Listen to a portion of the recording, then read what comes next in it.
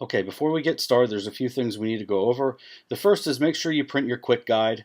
It has a checklist of all the forms you need to file to get your papers done. The second is, number one here on my list, is get a container, get a case, a big envelope, a briefcase, something to keep your papers in.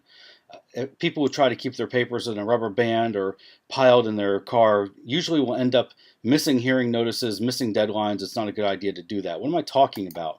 I'm talking about there's a clipboard that I have. It's a clip case. The inside of it looks like this. You can even keep a tablet in here, or over here, and keep your papers all together so you don't lose them. This right here is a clipboard case. They sell these at Staples, at Office Depot, Walmart. They all have them, and they all open up, and you can keep all your papers together. You won't lose them. This is a bin I got at Walmart. It's $5. It's got a handle, a lid. Use something like this to keep all your papers together. Believe me, you won't be sorry later on. It'll really help. All right, so the next thing is make sure you review your judicial circuit page for documents that are unique to your location. A lot of locations, a lot of jurisdictions require you to file something called a standing orders or designation of jurisdiction. There are unique forms to each circuit, and I've provided the place to find those for you. Just take a look. This is the member start page. Remember the big red button, you can't miss it. Just go here to the judicial circuit page. It doesn't matter if you don't know which circuit you live in. It's all spread out. Just pick your county. So say you're in Charlotte County. All right, there it is. You know it's the 20th Circuit. Do the acknowledgments, the lawyer stuff. All right, 20th Circuit. What am I talking about? Well, the Judicial Circuit, there's the mediation office, if you need to know that. I've put that there for you. Standing orders. This is what I'm talking about. Self-help program, see here on the right? Standing order, Charlotte County Self-Help Program brochure, and then standing order. You need to file standing orders. There it is. With every case, and you would print these out and bring it to the clerk's office with your divorce package. That's what I'm talking about, okay? Back to the list. All right, so I'm going to walk you through completing your papers. Follow along. If you have any questions, if there's anything specific or you don't understand something, please email me. I'll do my very best to help you. I'll get back to you as soon as I can. Also, when completing your papers, remember, in the very beginning, there's a questionnaire that has your name, the respondent's name, or if you're doing an answer, everybody's names, addresses, everything you need. You don't print after you're done with the questionnaire. There are two separate documents you need to fill out after that, called the UCCJEA and the financial affidavit. I will show you those. You don't need to worry about that now, but that's in the packet. Okay, so don't complete the questionnaire and print it out. Complete the questionnaire, follow along, do the UCCJEA and the financial affidavit. I'll do it with you. I'll show you exactly what you need. After you've completed your papers, don't print them out 3 times and then take them to a notary. The notary is going to charge you for notarizing 3 separate documents. Print them once, go to the notary. Okay, have them notarized. Then copy them 3 times. Remember the rule of 3s. You give the original to the clerk. You keep a copy for yourself, and a 3rd copy goes to the opposition. Some clerk's offices want an extra copy. I usually do it 3 times, all right? But generally, most clerk's offices, you only need to have 3, okay? Go to your local clerk's office. The addresses are all there on the website for you. There are 67 counties and 20 judicial circuits, but it's all there for you. Go there to file your papers. You're going to find the address on the judicial circuit page. Somebody might tell you, hey, there's a way to electronic file. You can scan your documents and file. Right now, they're getting better, but right now it is not user-friendly. It's very difficult. You're going to make mistakes. Just take it to the clerk's office. Hand it to them. Hand them a check for the filing fee. Hand them a check for the service of process with the sheriff, and you're good to go. Okay? Filing fee is in between $400 and $500. It's usually close to $400, $408, $415. There's no rhyme or reason, but it's generally that amount. You're also going to need $40 for the sheriff's department if you want them to serve your papers, but you also may need more if you use a private process server. Excuse me. If you want to use a private process server, you're going to need to hire that person yourself, or you can just give the check to the clerk, and they'll probably deliver the papers to the sheriff for you, and you're done. Okay? Follow along. Email me if you have any questions. Use the blog to get your questions answered. Good luck. Let's get to work. This is the petition for dissolution of marriage walkthrough. You'll use this form app if you and the person you're divorcing have produced children together during the marriage. those children are of the marriage. Make sure you download the quick guide. It has all the information you need. Let's go ahead and get started. Most people know what county they live in, but some people may not know what circuit they live in. Everything you need is on the website waiting for you. Just click on this big, huge red button. You can't miss it. All right, do the acknowledgments, and then go down here to Judicial Circuit page. You click here, pick your county. All right, I know the circuits are spread out. You may not be sure, but let's say you lived in Charlotte County. You'd click on that. Now you know what circuit you're in, the 20th Circuit, but don't stop there. You need to actually have the address of the clerk's office as well. So how are you going to find that out? Well, it's on the page for you. All right, so Charlotte County Clerk's Office is right here. Just copy that. And also, the information, standing orders, the county family court pages here, your caller, your county, your mediation support and information, everything you need, there are links here, okay? Go ahead and take a look. It's going to help you. All right, so we know that it's the 20th Circuit, but I right-clicked. Let's just paste this here and get this over with. Circuit. All right, so we know it's the 20th Circuit, so let's put that in. All right. Oops, you got to put it in caps. 20th Judicial Circuit, in caps. County, in caps. So, Charlotte County. All right, now I'm going to be making up some names of some parties here, but let's make it easy. The name has to be in caps, because that's how the caption goes. All right, he's the husband. This is not in caps. All right, his address, let's say he lives in Punta Gorda. Okay, you just put the address here, and then the city, state, and zip goes on the next line. I'm making that up, by the way. That's not where Fred Flintstone lives, of course. All right, how old is Fred? What's Fred's date of birth? I'm just going to make one up. Let's say he's born, I don't know, April 4th, 1989. Okay? What's his social? We'll make one up.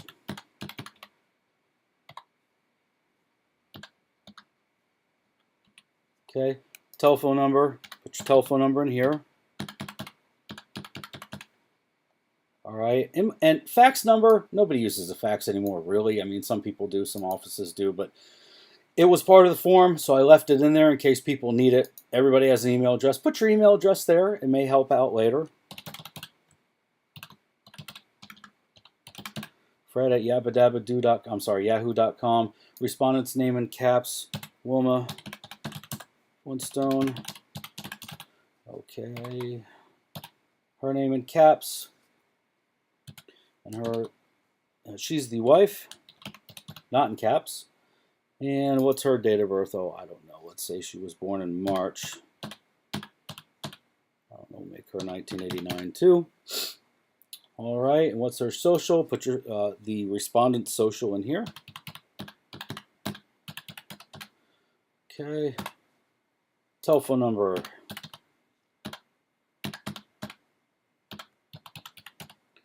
All right, email. Let's put her email in there. Good enough.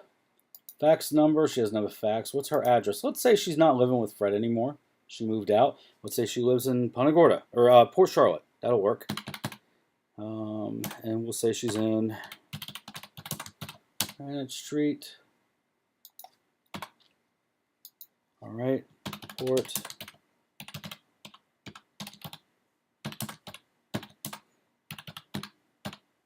All right, that's a Punta Gorda zip code. I'll just 954 is Port Charlotte County. It's Charlotte County. All right, now these two lines, if you have a notary standing by and you know you're going to have your paper signed on the same day as the notary is going to notarize, go ahead and fill these out. Otherwise, you can leave them blank. I recommend you leave them blank.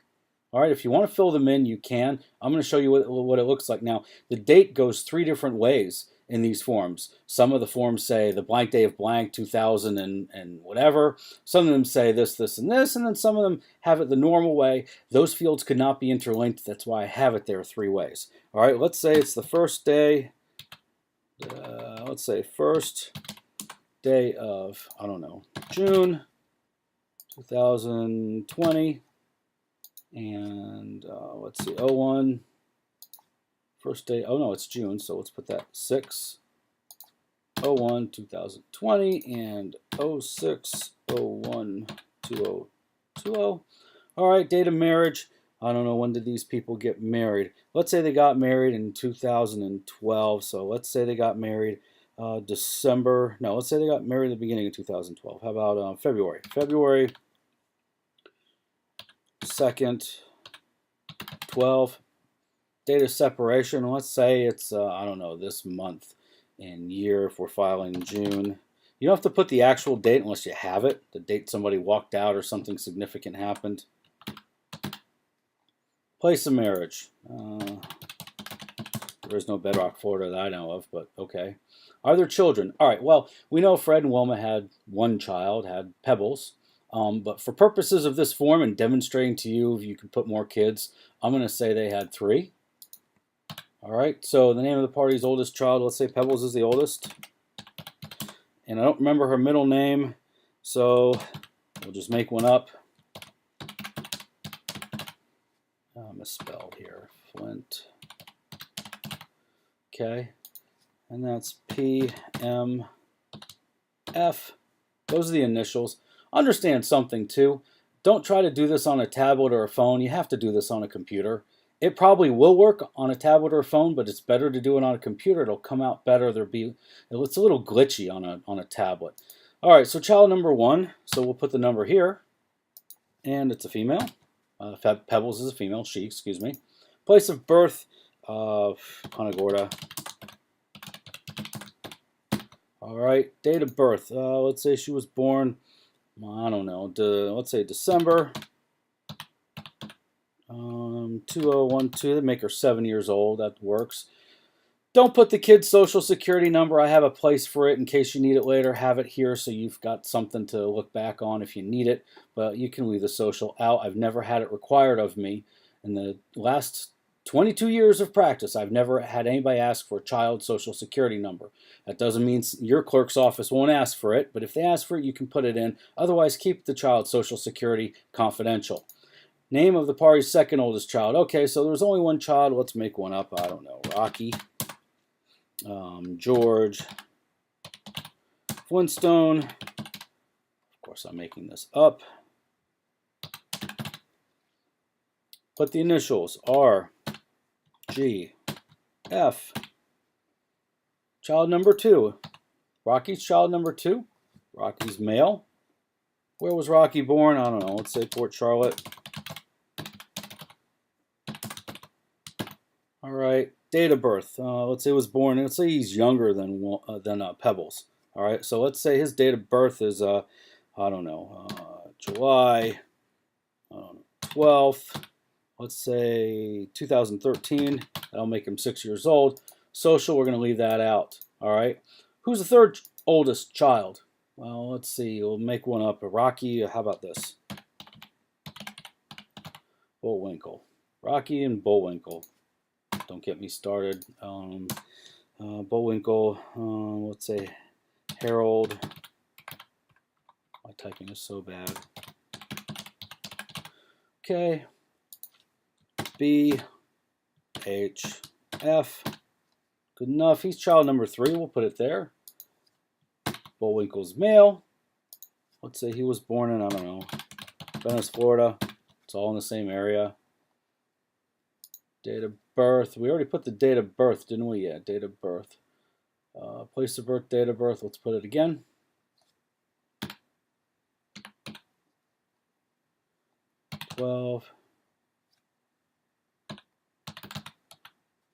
You don't have a social, don't worry about it. Okay. All right. And Fred and Wilma don't have 4 kids. Okay. So we're going to leave that alone. If you had a 4th child, you put a 4th child in here. Okay.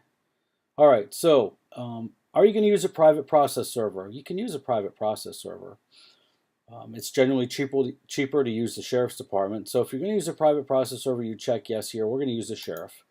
Okay, which county? Charlotte County.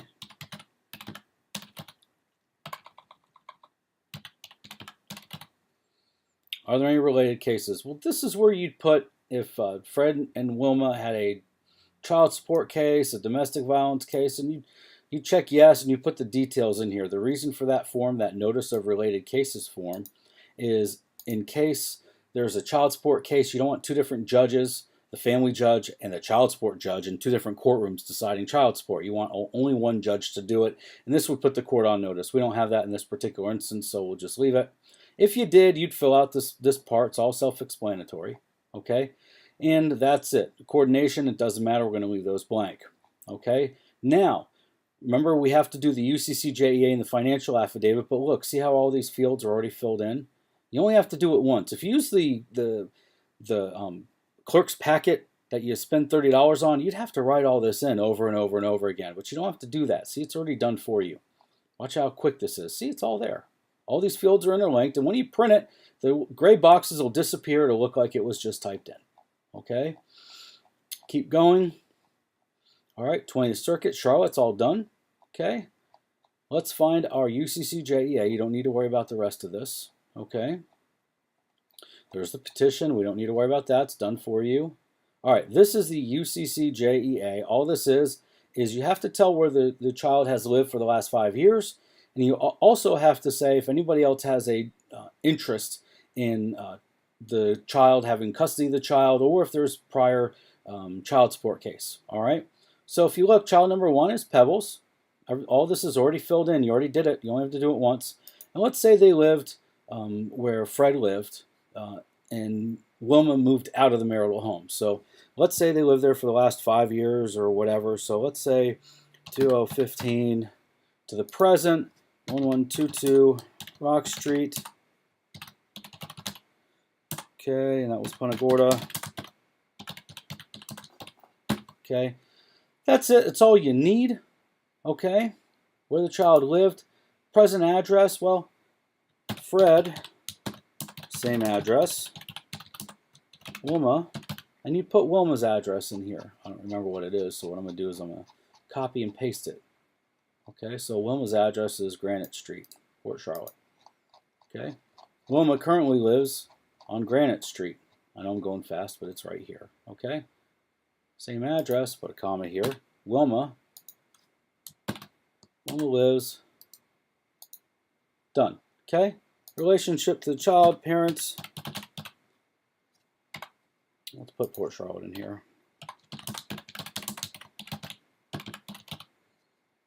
Boy, am I typing. Street, Port Charlotte. All right, good. Done. If you had other addresses, let's say they lived in different places, you put them here, and you just fill this out. Easy, easy. Okay, so we got Rocky. Rocky's child number 2. Now, the only reason you need to put something different here is if Rocky lived in a different place than Pebbles, 99 times out of 100, all these kids are going to reside together. So all we have to do is this. Same as child number 1. Okay, done. And same thing for Bullwinkle. All right, don't retype it 3 times. Just leave it. Same as child number 1. All right, and down here is the rest, or check boxes. You've not participated. All right, there are no other cases. If there are, you put them here. No information. There are no other custody cases pending anywhere else. The judge would need to know that. But if there were, you'd put them here. You check this box. There isn't anybody who claims to have custody. All right, if they did, you'd just put it all in here. I've left spaces for everything. Okay.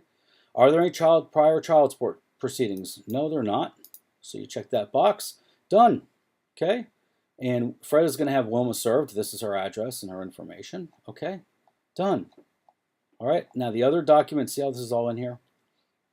All right. The other document you need to do, and don't be afraid of it, this is the financial affidavit. Watch how easy it is to do this. All right. One rule for this you need to know is the importance is having the item, not the amount. So you're going to approximate, and I've put here in different places. Some figures may be approximations. Okay, I have that here. Some figures may be approximations. Okay, nobody's going to hold you to numbers. You're going to do the best you can with numbers. Okay, as to what it is, when we get down here to your assets, if you've got a bank account or a car or personal property or an IRA that you don't put down, then you could get into trouble for that later. You don't have to know the amount. These numbers are always changing. but if you have to put what it is. If you put what it is, then you could always find out the number later. It could always be subpoenaed. If you don't list it, then nobody will ever know about it. Okay, so you have to put what it is. So let's say Fred, I don't know, he's a rock crusher, I guess. He's employed by Mr. Slate. I can't believe I remember that. Can't remember what I had for breakfast, but I remember he worked for Mr. Slate. So let's say he works at 345, I don't know. I know there aren't any rock quarries in Punta Gorda, but for purposes of this example, you can put it down. Let's say Fred makes $3,000 a month. Everything has to be broken down monthly. Okay, I understand they have these things here. Don't do that. Just do monthly. It's a whole lot easier. And what you're going to do here for number one is you're going to put the monthly gross salary. That's not the take home. It's the monthly gross salary, all right, that he gets paid, not what's in his pocket. Net is what you put in your pocket. That's after taxes and everything gets taken out. Gross, what we're talking about here, is what's he's paid prior to taxes and insurance and everything being taken out. Now look, see these notes? Remember to round to the nearest whole number? Okay, we'll round to the nearest whole number. If he got paid like $3,095, do not do that. This form does not like decimal places. Okay, always round to the nearest number. If it's 5 and above, you go 1 up. If it's 4 and below, you go 1 down. Easy peasy. Okay, this form does the math for you. See, we've got 3,000 here, but let's say he's getting, I don't know, SSI or workers' comp, or let's say income from a trust. Let's say he's getting income from a trust. That'd be more reasonable. Let's say he's getting $500 a month. It adds it up for you. No getting out a calculator anymore. All right. Now down here, let's say that we don't have a one of Fred's pay stubs handy. Okay, and we need to figure out what a possible amount is for his taxes. Well, it's real easy. All right, you can do an estimate here. So you take $3,500 and you multiply it by 15% is a good ballpark. And if you do it this way, the court's going to know you're ballparking it. Okay, you could always produce pay stubs later if you need to. All right, but for purposes of getting this form done, this is what you need to do. So you'll put 3,500 here times 0.15, and you put 525, okay? And then put it in line 19, all right? Line 19. Taxes and insurance, etc. will all be here, okay? If you need to do a more detailed one later, you can. And again, it takes the math for you, all right? So 3,500 minus 525. It took me a while to figure it out, but I got it to do the math, all right? So there's the rest, all right? Now, here is your monthly budget. Okay, most people, when they do their budget, they end out in the negative at the end. If you're in the negative, maybe a few $100s and under a few $100, maybe even less, you're okay. If you're in the negative $5,000, judge is going to wonder how you're surviving. Even if you're in the negative like a few $100s, and somebody asks you how you're surviving, the answer is I'm not. Most people, they're using credit cards, they're borrowing from their family. So let's just fill this in. This form's going to do the math for old Fred here. Okay, so let's say his mortgage or rent's $1,000 a month. I'm using round numbers. Let's say his utilities are, I don't know, that's telephone. Let's say his utilities are $250. Let's say his phone is $200. He's got the big plan and a lot of people are on it. For food, Fred eats a lot. Let's say he eats $700 a month. Meals outside the home, $100. Maintenance and repairs on his home. Now the way we do this is, let's say once last year he had to get the roof fixed. Okay, he spent that once, but we need monthly expenses. So let's say it cost him $1,200 to get that roof fixed. So what is $1,200 divided by 12 months? Well, that would be $100 a month. That's how you do that. Okay, gasoline, $100. Repairs. All right, repairs are the same thing as the house. Let's say he had to buy tires and brakes, and he did it all at once. The rest of the year, he didn't have to do any repairs, maybe an oil change or whatnot. Let's say he spent $2,400 last year.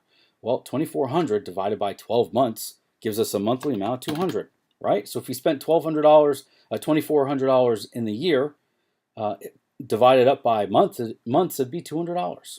All right. Auto insurance, 150. We're just ballparking these numbers. They're approximations. It's okay. Let's say he's not spending anything on the kids. He doesn't care. Well, grooming, he's got to buy, shampoo and stuff like that. Clothing, I guess they need underwear and socks. Let's put 25 bucks in there. All right, insurance, we'll leave that be for now. Fred's got to get underwear and socks once in a while, whatever. Divide it up. Let's say he spent $40, not $450. Grooming, $20. Entertainment, he bought an app for his phone, magazine, went to the movies, I don't know, 50 bucks. Gifts, well, if he spent, if he spent $1,200 on gifts for Christmas and birthdays and whatever, it'd be 100 bucks. Okay, if you tie the church, you put it in here. Payments to creditors, let's say Fred's got a Bank of America card. I think everybody has a Bank of America card. And he pays $200 a month. Now we're down here. All right, so his monthly expenses, you don't have to add it up. It does it for you. They're already added up. So his income is $2,975. That's the net income. His expenses are $3,285. And look, he's in the hole, $310 a month. Fred, how are you surviving? Well, that's why I pay Bank of America. I'm putting the deficit on my Bank of America card, or I'm borrowing it from Mr. Slate, whatever it is. So if you've got a negative, you're going to put that negative here. Okay? Let's say you had a positive. Let's say, I don't know, his rent was only 500 bucks. Okay, he's got a place that's cheap. All right, he'd be in the positive 190, right? So what you're going to do is if you're in the positive, you put the 190 there for the positive. Okay, it's that easy. Negative here, positive here. You just look and see what's on here. Okay, we'll do one more time. So if we add the 1,000, okay, go down here. Now, see the little minus? It's negative 310, so the negative goes here. Okay?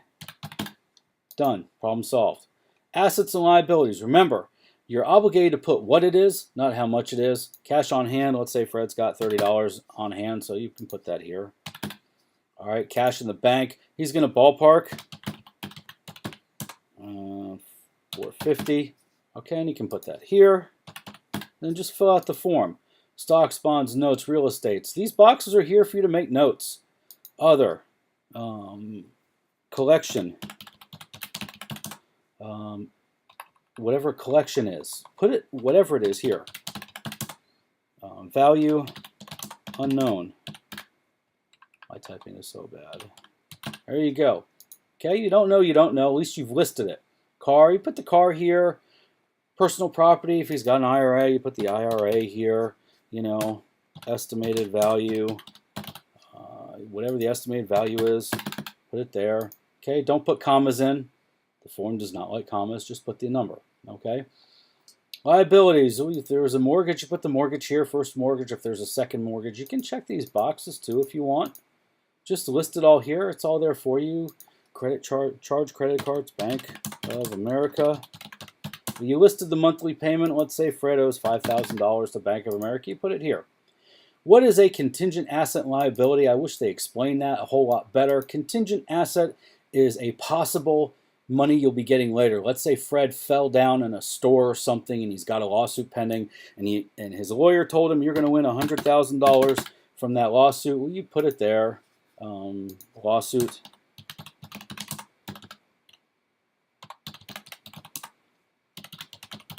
Okay, nobody's going to hold you to it if it's possible. Okay, and of course the form will do the math for you. Contingent liabilities is the opposite. If somebody's suing Fred and he's going to lose money, you put that here. Okay, and then you're done. Right here, child support guidelines worksheet. Well, he has kids. You're not going to file a child support guidelines worksheet with the petition because you don't know all the financial information yet. So you're going to put down here, it will be filed. Just check that box and you're done. That's it. And as you can see, the whole form is finished.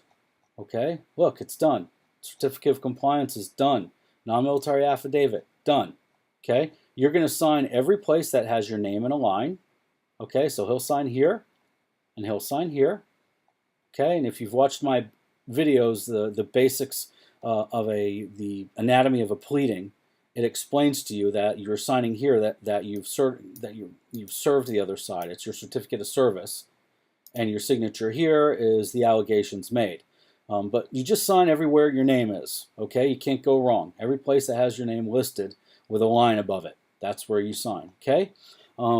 If you have any questions, go ahead and send us an email or give me a call and put something on the blog. We'll answer your questions, okay? Thank you very much. Good luck.